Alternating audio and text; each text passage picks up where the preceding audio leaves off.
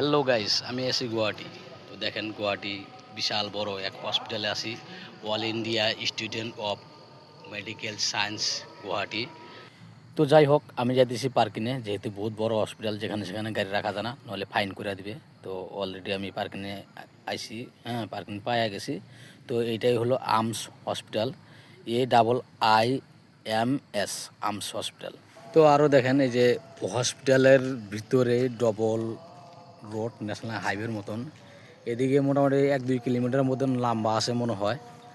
হ্যাঁ, তার ওই পিছন সাইডে আমাদের মুসলিম মানুষের গ্রাম আছে, যেহেতু মসজিদে এখন আজান দিতেছে, আজানের আওয়াজ পাইতেছি।